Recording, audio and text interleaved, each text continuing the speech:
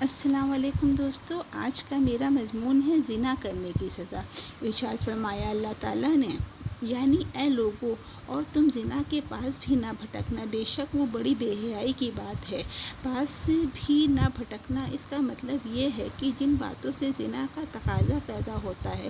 ان سے بھی بچو، جیسا کہ رسول اللہ صلی اللہ علیہ وسلم نے فرمایا کہ غیر عورت کے بد نظر سے دیکھنا یا عورت کا غیر مرد کو دیکھنا آنکھوں کا زنا ہے، باتیں کرنا اور سننا زبان اور کانوں کا زنا ہے، ہاتھ لگانا اور اس کی طرف چلنا یہ ہاتھ اور پاؤں کا زنا ہے، دل میں اس کا خیال کرنا یا دل کا زنا ہے۔ تو ان باتوں سے بچنا بھی ضروری ہے، اور جو شخص مرد ہو یا عورت غیر محرم کو بد نظری سے دیکھے گا تو قیامت کے دن اس کی آنکھوں میں سکہ پگھلا کر ڈالا جائے گا۔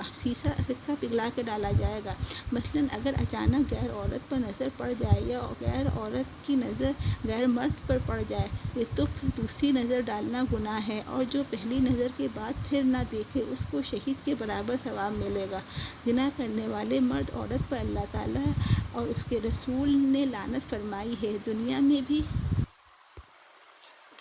بھی شریعت کی طرف سے زنا کرنے کی سزا یہ ہے کہ جس کا نکاح نہ ہوا ہو، مرد ہو یا عورت ہو، اگر وہ اس کا بدکام کو کرے تو ان دونوں کو 100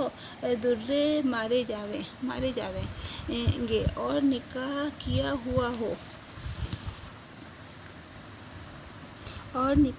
ہوا ہو جو مرد یا عورت زنا کرے تو اس کو سنگسار کر دیا جائے، یعنی پتھروں سے مارے جائیں گے۔ حضور صلی اللہ علیہ وسلم نے فرمایا کہ زمین میں 2 جگہ روتی ہے، ایک ناحق خون ہونے پر، جب خون کا پہلا قطرہ زمین پر گرتا ہے تو رو کر کہتی ہے اے میرے رب مجھے